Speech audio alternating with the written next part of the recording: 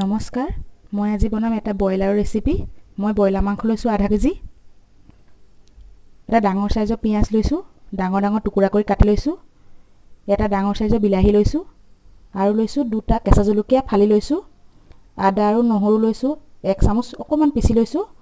আৰু লৈছো এটা ডাঙৰ সাইজৰ পেপচিকাম টুকুৰা টুকুৰা কাটি লৈছো আন্তাজমতে নিমখ লৈছো ৰেড চিলি লৈছো গোটা জিৰা লৈছো হালধি লৈছো আৰু ইয়াত লৈছো মই ধনিয়া পাউডাৰ আৰু জিৰা পাউডাৰ এতিয়া কেৰাহী গৰম হ'ল মই এটা তেল দি দিছো জোখমতে মোৰ এতিয়া তেল গৰম হৈ গ'ল মই এতিয়া দিছো এচামুচ গোটা জিৰা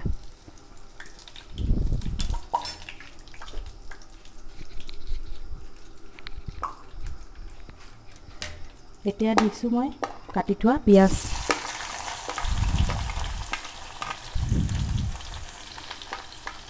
আদা নহৰু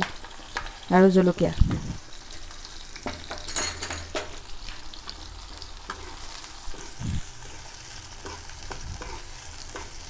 মই এতিয়া অকমান ভাজি লম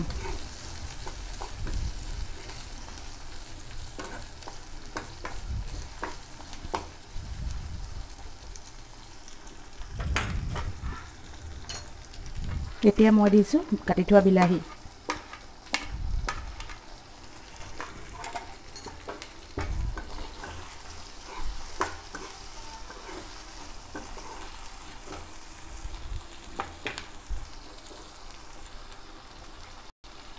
মই দি দিছো হালধি নিমখ জিৰা পাউডাৰ আৰু ধনিয়া পাউডাৰ এতিয়া মই এইখিনি ভালদৰে ভাজিম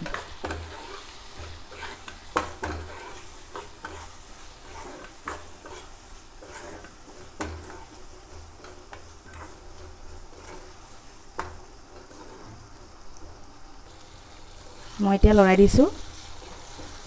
মোৰ কেঁচা গোন্ধটো নাইকিয়া হ'ল মই এতিয়া দিম বয়লাৰ মাংসখিনি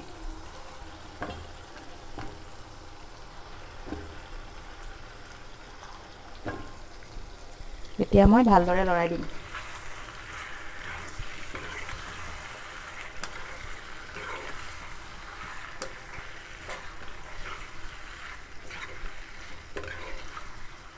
ভালদৰে মই মাংসখিনি লৰাই 5 মিনিটৰ কাৰণে ঢাকনখন মাৰি দিম মোৰ 5 মিনিট হৈ গ'ল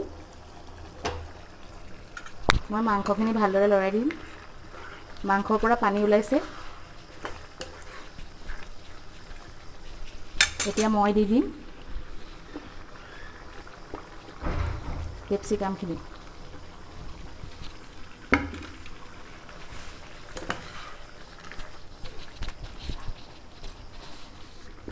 আৰু মই দিম ৰেড চিলি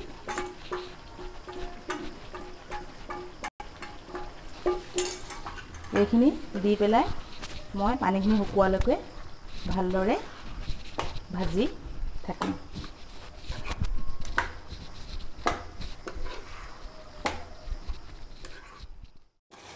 মই মাংসখিনি ভালদৰে ভাজি আছো জোলখিনি শুকুৱালৈকে মই এতিয়া ভাজি আছো এতিয়া মই ষ্টিমটো কমাই 5 মিনিটৰ কাৰণে ঢাকনখন মাৰি সিজিব দিম 5 মিনিট হৈ গ'ল মাংসৰ পৰা তেল ওলাইছে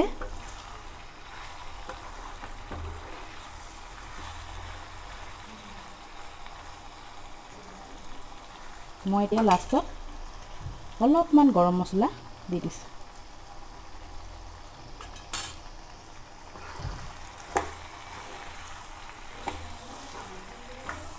এয়া মোৰ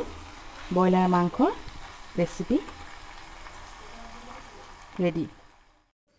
মোৰ বয়লাৰ মাংস ৰেডি আপোনালোকৰ যদি এই ৰেচিপিটো ভাল লাগে মোৰ চেনেলটো লাইক আৰু সাবস্ক্ৰাইব কৰিব